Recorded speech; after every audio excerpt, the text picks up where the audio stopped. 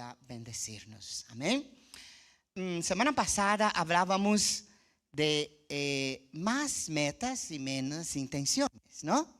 Hablábamos de este tema y de la importancia que es realmente no solamente desear hacer algo bueno, pero proponérnoslo delante de Dios y afrontar aquello que Dios nos pone. Hoy vamos a volver a Marcos. ¿Acordáis que en el año pasado estábamos hablando del Señor Jesús en el Evangelio según Marcos? Y hoy vamos a volver a Él y vamos a hablar sobre la sabiduría que todos necesitamos para gestionar nuestro corazón. Comenzamos alabando y hablando del corazón, ¿verdad? Y gestionarlo para la gloria de Dios. Dice el Señor que nosotros hemos sido creados para gloria suya. Y qué interesante es, hermanos, yo creo que el que más y el que menos esta semana comienza una dieta, ¿no? Cuidándose porque, bueno, nos hemos excedido en los turrones, en los mazapanes y todo lo demás que nos trae de bueno en los días de Navidad. No obstante, sabemos que muchas veces nos engañamos a nosotros mismos, ¿no? Porque pasamos unos días y después ya todo se descuadra otra vez. Pero a veces damos la importancia tanto a las cosas que se ven, físicas, materiales, y nos olvidamos de aquellas que no se ven. Y una de ellas es lo que pasa, lo que siente nuestro corazón, hablando de una forma un poco judía, ¿no? Porque sabemos que es la mente donde pasa todo el pensamiento. Pero pensando así, de esta forma apasionada, ¿cómo está tu corazón? Y quisiera que pudiéramos ver un detalle al menos en el Evangelio de Marcos sobre ese aspecto. En Marcos capítulo 2 versículos 27 a 28 dice así: también les dijo, el día de reposo fue hecho por causa del hombre y no el hombre por causa del día de reposo. Por tanto, el Hijo del Hombre es Señor aún del día de reposo. Padre, estamos en tu presencia. Te pedimos que nos hable. Te pedimos que nos ministre, que nos ayude, que nos enseñe, Señor, a ser como tú anhelas. Bienaventurado aquellos que tienen un corazón puro, porque pueden y te verán, Señor. Por eso pedimos, oh Dios, que en este comienzo, otra vez de año, en este ciclo que comenzamos, tú puedas ser el Señor y Rey de nuestro corazón. Y Señor, límpianos, oh Padre, de toda la contaminación que no es poca, como hay hoy, Señor, en nuestro mundo. Señor, límpianos y libéranos también de toda cadena que puede, Señor, que nos esté haciendo con que nuestro corazón, espiritualmente hablando, se enferme, Señor, o esté endurecido. Te lo pedimos en el nombre de Jesús. Amén. Dos cosas para destacar en ese texto. Primero, el Hijo del Hombre es el dueño, el Señor del sábado. Él manda sobre el sábado, ¿sí o no? Y también hay una finalidad aquí, y es que el sábado fue hecho por causa de nosotros. ¿Sí? Y eso es bueno entenderlo, porque a veces damos la vuelta a las cosas y no nos damos cuenta cómo el dar la vuelta a lo que Dios nos enseña puede traernos grandes dificultades. La ley dada por Dios vino para enseñarnos cómo es Dios y cómo podemos acercarnos a Él y conocerlo. La ley también vino para mostrarnos nuestra incapacidad de llegar a Dios por nuestro propio esfuerzo y medio. Nadie por sus fuerzas y la condición en que estamos todos nosotros, no podríamos jamás llegar a nuestro Dios por nuestro propio medio. Pero la ley sin duda también nos vino a mostrar quién es nuestro Señor Jesucristo. Y hay algo precioso que descubrimos cuando pensamos en Él, y es que Él cumplió la ley totalmente y fue Él quien recibió todo el peso de la ley sobre sí, abriendo el camino que nos lleva a Dios. si Él no se hiciera justicia por nosotros, si Él no hubiera ido a la cruz, si nuestros pecados no estuvieran sobre Él, no había manera de salvación en la humanidad. Así que la ley nos apunta a algo tan importante y a alguien súper importante para nuestra vida, que es nuestro Señor Jesucristo. Mateo 5, 17 a 18, en el Evangelio, Mateo nos va a decir, ungido por el Espíritu Santo, lo que el Señor Jesús nos va a recordar, lo que el Señor Jesús dijo. Dice así: no penséis que he venido a abrogar la ley o los profetas. No he venido para abrogar, sino para cumplir. Porque de cierto os digo que hasta que pasen el cielo y la tierra, ni una jota, ni una tilde pasará de la ley hasta que todo se haya cumplido. Él vino para cumplir. Y dice Romanos, el apóstol Pablo, capítulo 10, 4, porque el fin de la ley es Cristo, para justicia a todo aquel que cree. Cristo es el fin de la ley en dos sentidos. Primero, Él cumplió el propósito y la meta de la ley, ejemplificando a la perfección los deseos de Dios en la tierra. Pero también, en un segundo sentido, Él es el fin de la ley, porque al compararla con Cristo, la ley es totalmente impotente para salvarnos. Solo en Él hay salvación. Solo en Él hay salvación. ¿Crees en eso? Amén. Yo también lo creo. En lugar de vivir mediante la fe en Dios, los judíos de la época y los líderes establecieron costumbres y tradiciones añadiduras a la ley de Dios. Se multiplicó tremendamente en su afán de ser aceptos ante Él. Pero los esfuerzos humanos, por más sinceros que sean, nunca podrán sustituir la justicia que Dios nos ofrece por la fe. Jamás la obra podrá sustituir lo que es la fe y este don que Dios nos dio y que nos lleva hacia Él.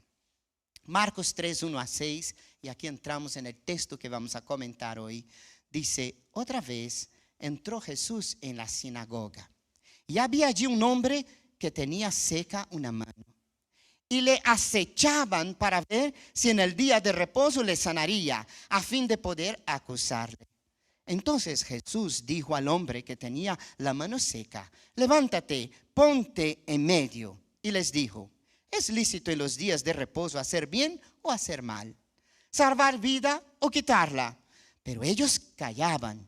Entonces, mirándolos alrededor con enojo, entristecido por la dureza de sus corazones, dijo al hombre: extiende tu mano.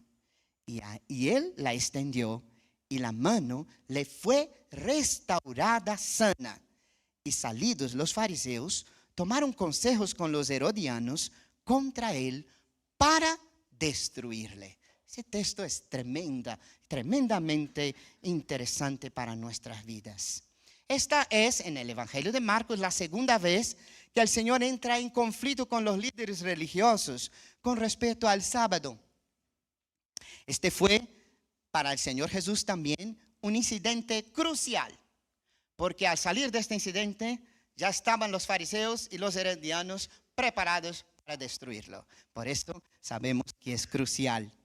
Él y los líderes ortodoxos de los judíos tenían posturas totalmente irreconciliables. Eso nos muestra algo muy precioso de Jesús.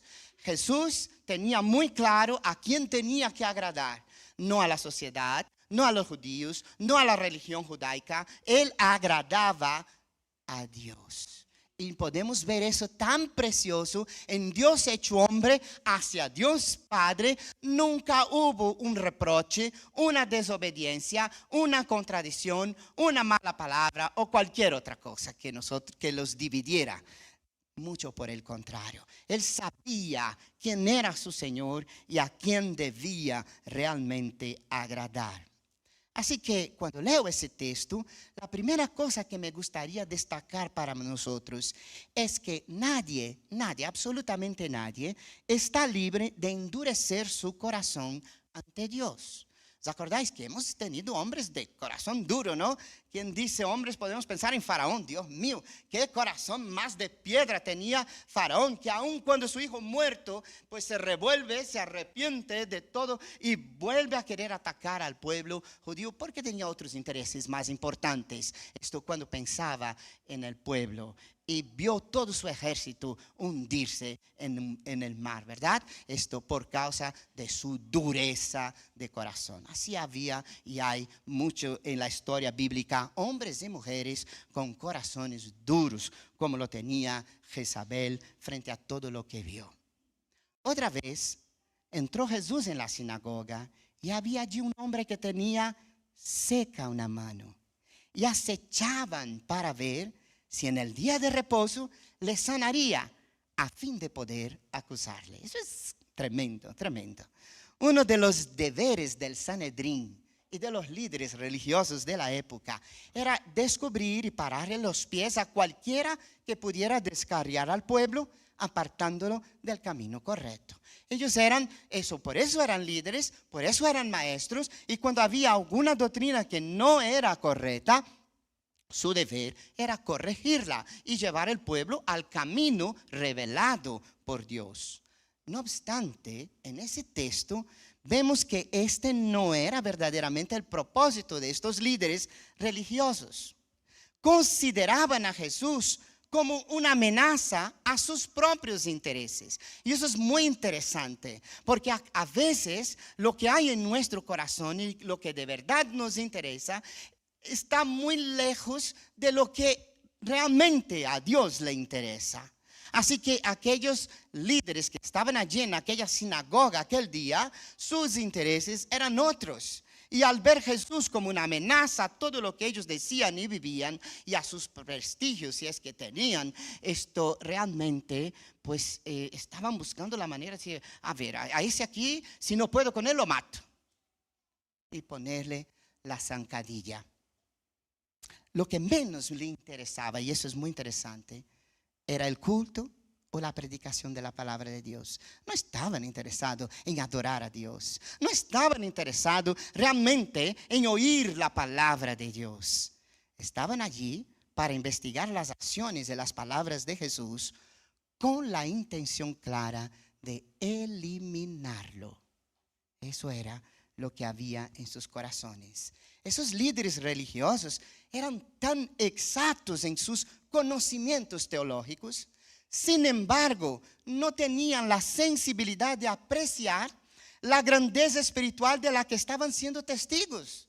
Allí estaba el Mesías, el Cristo, el Salvador del mundo, Dios hecho hombre. Allí estaba la plena y la más grande revelación que hay de Dios en esta tierra. Y torpemente no vieron absolutamente nada. Sabiendo que Jesús estaba allí y que tenía el poder para sanar, ellos le acechaban a fin de poder acusarle. Estaban mirando al Señor Jesús para ver cómo podían destruirle. Sabían lo que Jesús podía hacer y aún así su conocimiento no les acercó al Señor. Hasta un ciego tuvo que decirles, ¿no? Bueno, yo lo que sé, no sé quién me sanó, pero sé que si me sanó, y si me sanó, tiene que venir de Dios, porque nadie puede hacer estas obras si no viene del Señor. Y estaban la dureza del corazón. Es fácil ver cómo un corazón endurecido puede adormecer la capacidad de una persona para recibir y entender de las cosas de Dios, principalmente escuchar la voz de Dios. Por eso es importante saber cómo anda nuestro corazón. para que realmente nuestro corazón pueda estar delante de Dios, tan sensible que podamos reconocer su voz, porque sus ovejas, y la conocen, con sus interpretaciones humanas, porque tenían escuela y estudiaban profundamente, y no estoy contra eso porque creo que es importante, pero sus corazones estaban endurecidos y contradecían la verdad y la voluntad de Dios en aquel momento. Por eso, el primer aspecto que quisiera dejar es: tengas cuidado de tu corazón. Cuida de cómo está tu corazón ante Dios. Porque aun cuando la salvación es un regalo de Dios, la responsabilidad de cuidar de la comunión con Dios es nuestra. Somos nosotros que debemos acercarnos al Padre, porque Él ya está siempre con nosotros. Segundo aspecto, la dureza de corazón, como hemos visto, trae insensibilidad espiritual. Uno puede estar pisando entre puntas y clavos y no sentir nada y creer que todo es así. Entonces dijo al hombre que tenía la mano seca: levántate y ponte en medio. Y les dijo: ¿es lícito en los días de reposo hacer bien o hacer mal? ¿Salvar la vida o quitarla? Pero ellos callaban. Entonces, mirándoles alrededor con enojo, entristecido por la dureza de sus corazones, dijo al hombre: extiende tu mano. Y él la extendió, y la mano le fue restaurada sana. En la sinagoga había este hombre, un hombre con un brazo paralizado. Cuando uno profundiza más, va a ver que la palabra indica que no era una incapacidad de nacimiento, no nació así, sino que fue resultado de alguna enfermedad o algún accidente. También nos dice el texto algo que nos choca, ¿no? Jesús se enojó. ¿Cómo se enojó? Sí. Al ver la despiadada actitud de aquellos fariseos. Enojarse en sí mismo no es pecado, no es malo. Depende de lo que nos hace enojar y lo que hacemos con el enojo. Pero es un sentimiento que pasa en nuestras vidas. Con mucha frecuencia expresamos nuestro enojo de manera egoísta y perjudicial. Y es ahí donde hay que cuidar. Iraos, pero no. Jesús, en cambio, expresó su enojo, pero corrigiendo un problema, una necesidad física y un problema teológico espiritual, si pudiera decirlo así, muy grande que había en aquel lugar. Aún en el día del Señor, hermanos, y en los momentos de tributarle adoración, estos, y llamo así yo a ellos, a los fariseos en aquel momento, obsesionados formalistas, estaban tramando maldades contra nuestro Señor. Estaban allí, pero no estaban allí. Su cabeza estaba unida a otros aspectos. Los mismos hombres que pretendían ser tan estrictos, tan santos, en no hacer ninguna obra sábado, estaban llenos de pensamientos maliciosos y coléricos en medio de aquella congregación. Lo que había aquí, claro, nosotros no podemos ver lo que hay aquí, ¿no? Yo no puedo ver lo que hay en vuestras mentes, vosotros tampoco en lo que hay en la mía, pero estaba ahí. Para nosotros es difícil entender la posición judía con respecto al sábado, es difícil, eran muy estrictos. De acuerdo con sus tradiciones del día de reposo, si tú te cortabas un dedo, es un ejemplo para que entendamos, podrías detener el sangrado, la hemorragia, ¿cierto? Pero no podrías poner ninguna medicación, no hacer nada para que eso se sanara. Solo podías detener la hemorragia. Esas eran sus leyes de práctica en aquel momento. Para un judío ortodoxo, él rehusaría defender su vida en sábado. Y históricamente, muchas batallas se hicieron un sábado porque como ellos no iban a luchar, pues se morían o se dejaban llevar. La actitud judía ortodoxa para con el sábado era totalmente rígida e inflexible. Ahora, no olvidemos nosotros que el sábado fue hecho ¿para quién? Para nosotros. Y que el dueño del sábado es, y estaba allí. Y eso es muy importante. Claro está que Jesús sabía que la vida de aquel hombre pues no corría peligro, ya tenía la mano seca de algún tiempo, esto no podía hacer nada, pero tampoco estaba en la UCI, ¿no?, de los hospitales de nuestro tiempo, ¿no? Estaba bien, o sea, con la mano seca, mucho dolor, mucha tristeza, una imposibilidad de trabajar, pobreza, dificultad, pero estaba ahí. Físicamente no estaría peor si el Señor dijera, bueno, vamos a esperar al domingo, ¿no? Al primer día de la semana, vamos a decirlo así. Pero Jesús prefirió actuar con el fin de enseñar lo que significa realmente el verdadero amor a Dios y al prójimo. Y aquí cambia las tuercas, porque nuestro Señor siempre sabe lo que hace. Sabes, hermanos, la dureza del corazón es la esclerosis de la propia alma por causa de años en un pensamiento equivocado y pervertido acerca de las cosas divinas, de las cosas de Dios. A veces hacemos ideas y conclusiones que distan mucho de lo que Dios quiere y nos revela. Y necesitamos verdaderamente tener el corazón sensible para entender lo que es o qué quiere enseñarnos el Señor cuando nos revela su palabra. Necesitamos callar la voz de los demás. Necesitamos callar nuestra propia voz. Necesitamos callar la voz del diablo porque también habla. Si eres hijo de Dios, lánzate de aquí abajo. ¿Os acordáis? Para oír la voz de nuestro Señor. Y hay una cosa que aprendo y es la tercera que quisiera dejar para nosotros hoy.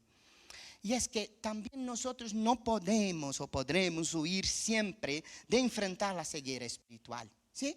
A veces una persona está muy ciega espiritualmente y somos aún capaces de mentirle. Ay, bueno, así está muy bien.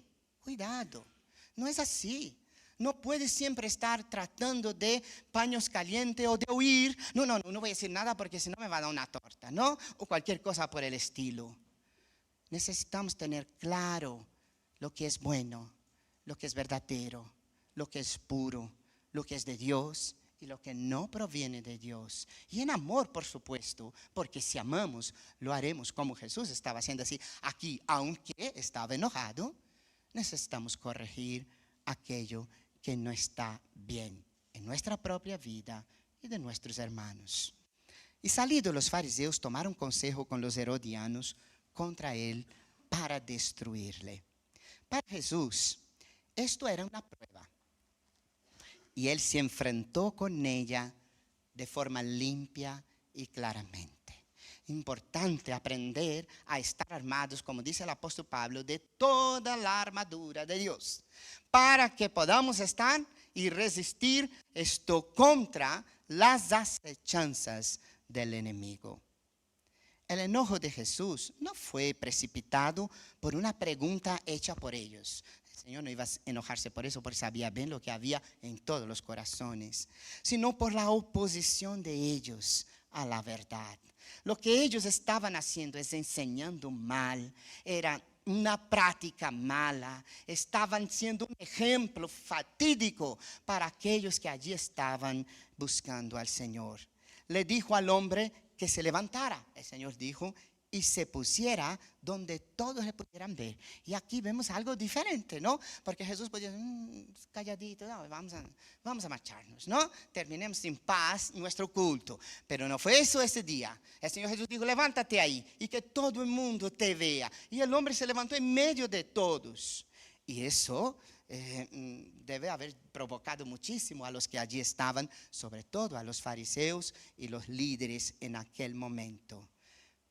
Quizás lo hizo por dos razones. Primero, para despertar notar en la vida de aquella congregación la compasión de los presentes hacia aquel enfermo, mostrándole a todos su desgracia, su discapacidad. No era como hoy, ¿verdad? No había tantas facilidades como hoy. El tener una mano inútil en aquel momento era algo muy grave para su vida, para la vida de su familia, para el sostenimiento de los suyos. Jesús quería apuntar a que había que ver más que simplemente un buen día, un hola, ¿qué tal? Que solemos hacer, ¿no? Pero ir más al profundo de la vida de aquellos que son parte del cuerpo de Cristo. Jesús también quería dar aquel paso de tal manera que todos estuvieran con sus miradas fijadas en Él. Jesús no quería protagonismo, hermanos, pero lo que quería era enseñar la verdad. Y eso es muy importante. Protagonismo no, pero verdad tiene que ser vista a través de nosotros, porque para su gloria hemos sido creados.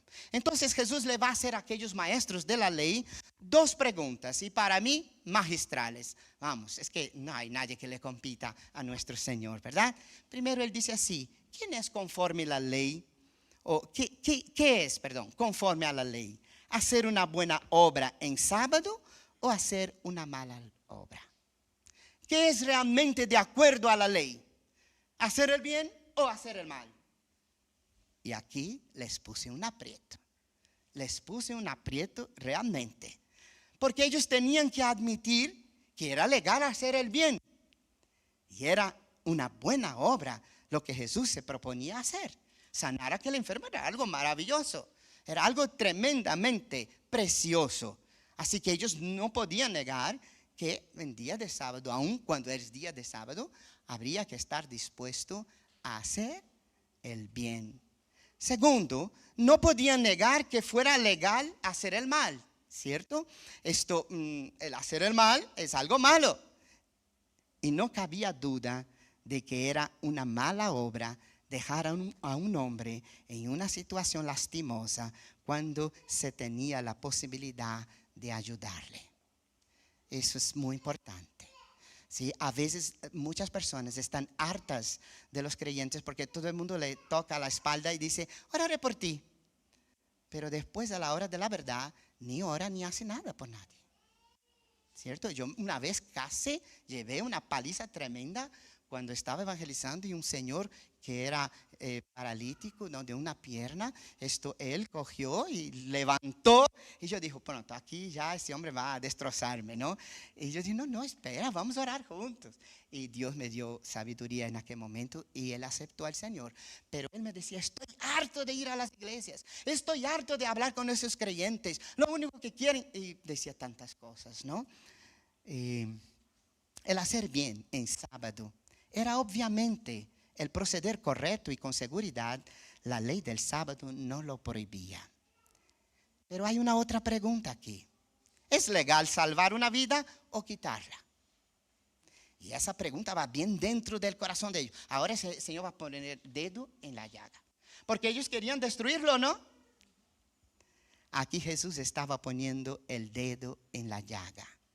Mientras él estaba haciendo lo posible para salvarle la vida a aquel hombre, ellos estaban programando acabar con su vida, con la vida de nuestro Señor Jesucristo.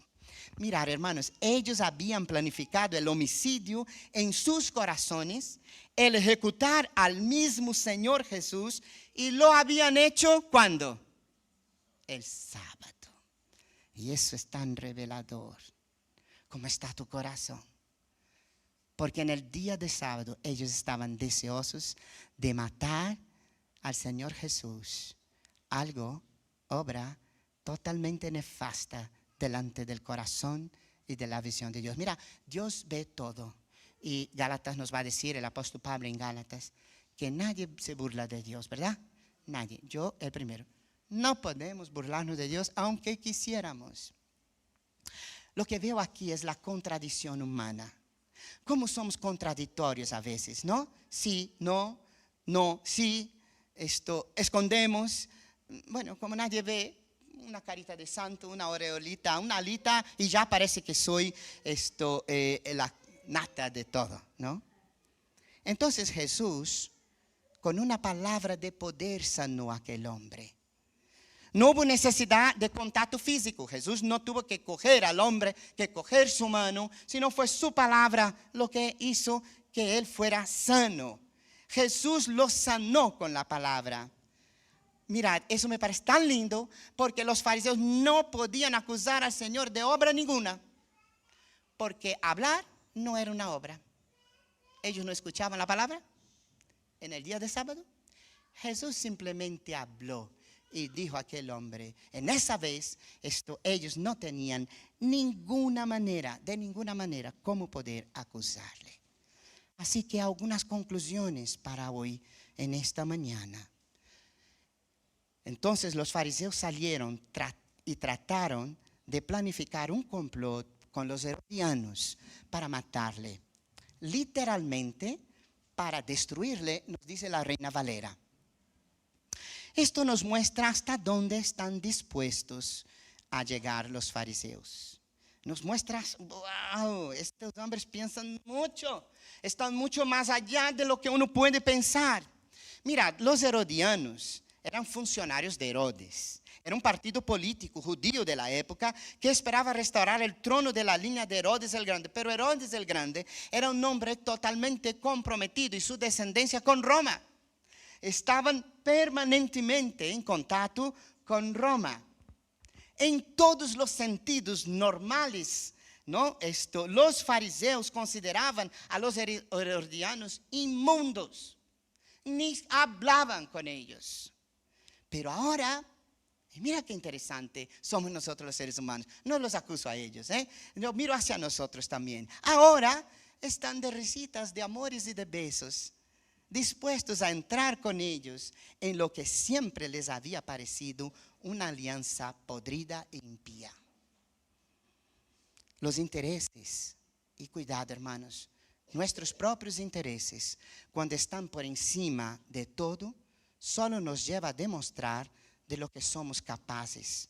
Tenían tal odio en el corazón que no se paraban ante nada. Nadie les paró los pies. Fueron hasta donde pudieron para ver a Jesucristo anulado, aunque no lo pudieron.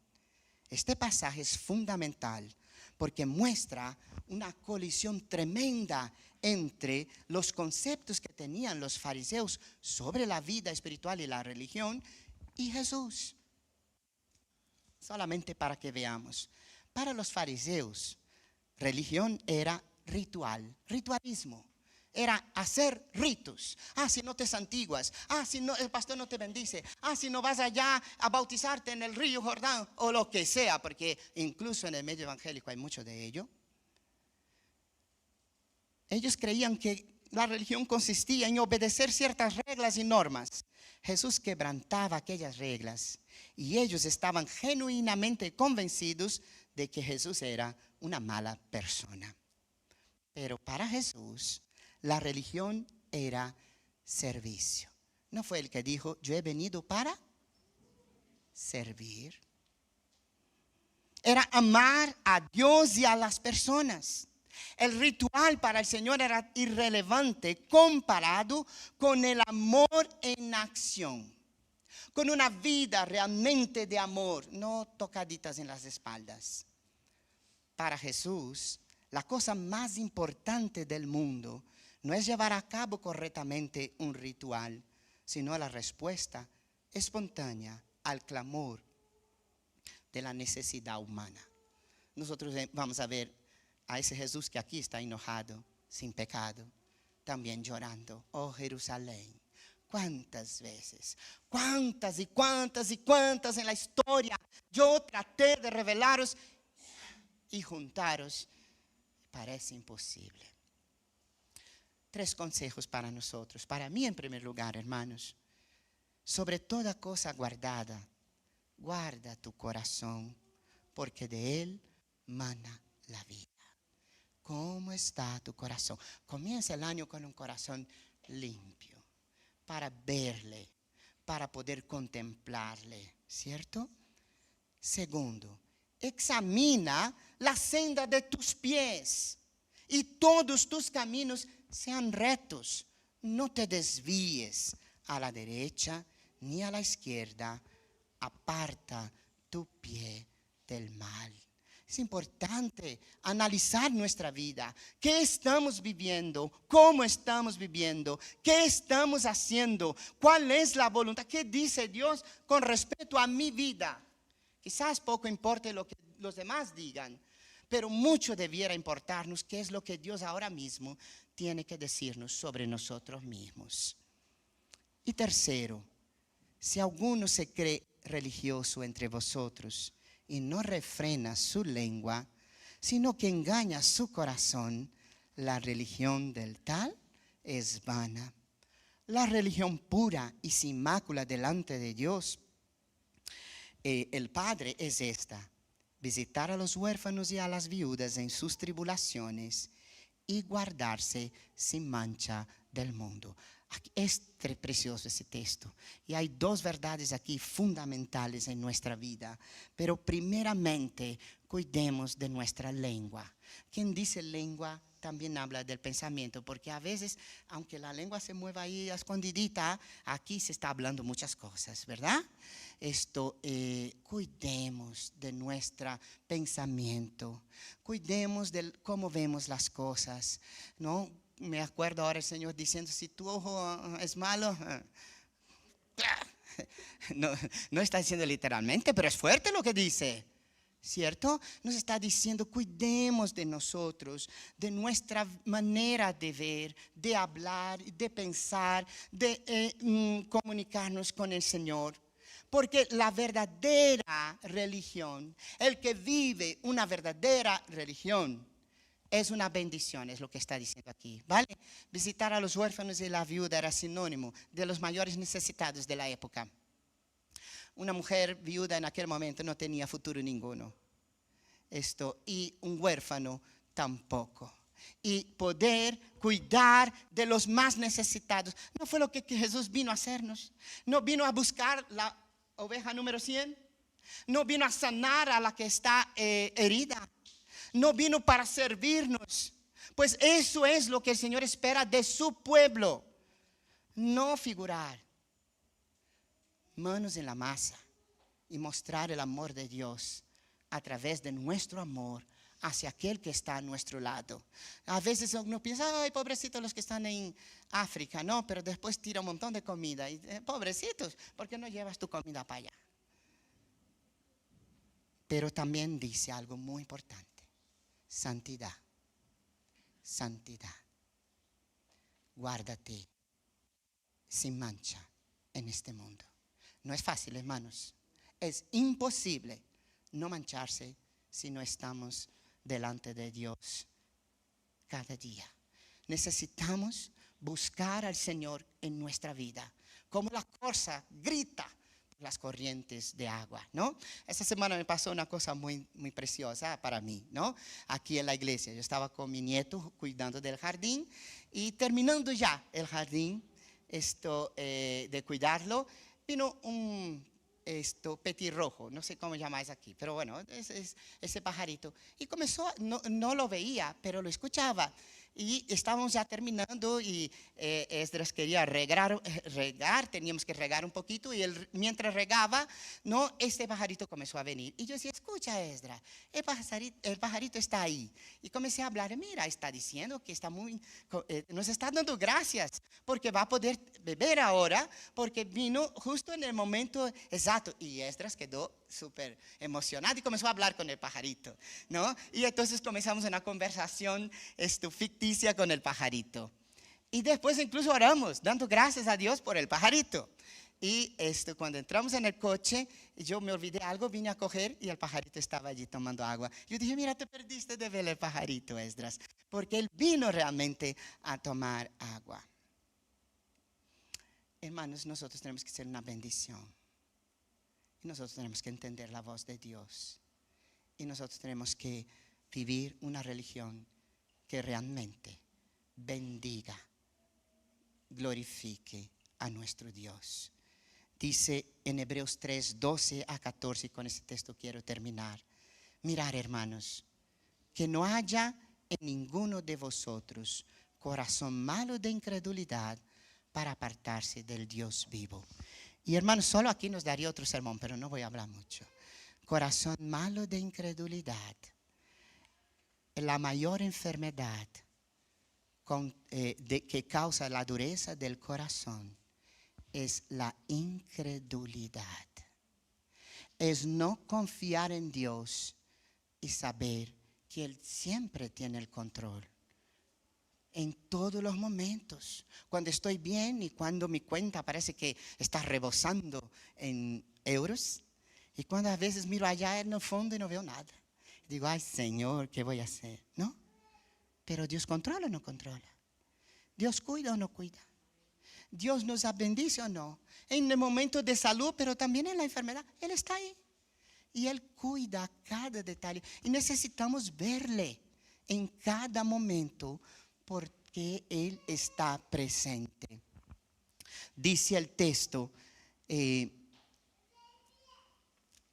antes exhortaos los unos a los otros cada día, entre tanto que se dice hoy, para que ninguno de vosotros se endurezca por el engaño del pecado. Y aquí hay dos cosas muy importantes. Primero, nos cuidémonos unos a otros, quiero decir, ¿verdad? Nuestra exhortación no es la pelea o yo que sé, la palabra, a veces tú no vales nada o lo que sea, no, la palabra destructiva. Sepamos cómo hablar con nuestros hermanos, cómo estar cerca de Él, cómo orar con ellos, cómo a veces un abrazo habla más que 1000 palabras. Cómo decir, ¿cómo puedo ayudarte? Ser una bendición cada día. Y a mí me llama la atención porque dice cada día, porque cada día nos recuerda muchas cosas. El pan nuestro de cada día. ¿Sí? Estoy con vosotros todos los días. No hay ningún día que Dios no esté con nosotros. Entonces, cuidémonos juntos, estrechemos nuestra unidad. Nuestra hermana Pilar oraba hoy por la unidad, cada vez más como cuerpo de Cristo, para hacer su voluntad. Y esto es para evitar que ninguno de nosotros se endurezca por el engaño del pecado. Mirad, nuestras interpretaciones y el pecado sigue siendo pecado. Y si os acordáis, el pecado era comparado con la lepra. Y la lepra es algo que quita toda la sensibilidad nerviosa de los órganos de nuestra vida física. La lepra espiritual hace peor, endurece el corazón. ¿Por qué, hermanos? Porque somos hechos participantes de Cristo, ¿sí? Todos somos con Cristo hijos de Dios, ¿amén? Bien. Con tal que retengamos firme hasta el fin nuestra confianza del principio. Aquí hay una respuesta a que no dejemos el primer amor como la iglesia de Éfeso. Cada día amarle más, amarle a Él sobre todas las cosas. A que Él sea el primero, a que Él esté con nosotros y nosotros con Él. Porque a veces en la hora de necesidad le gritamos, no venga aquí, Señor. Y Él viene siempre. Pero muchas veces el Señor habla con nosotros y los oídos y el corazón no escuchan nada. Que Dios nos bendiga. Que en este año podamos ser una bendición como pueblo, como familia, como oveja, cada uno individualmente, como siervos, como hijos en nuestra ciudad, en nuestra iglesia, en donde Él nos ponga. Amén. Vamos a orar. Señor, gracias por tu palabra. Perdona, Señor, a veces nuestras contradicciones. Estos ejemplos están para enseñarnos. Y enséñanos, Señor, en nombre de Jesús. Amén. Hermanos, que el Señor nos bendiga. Saludaos unos a otros en el amor de Dios.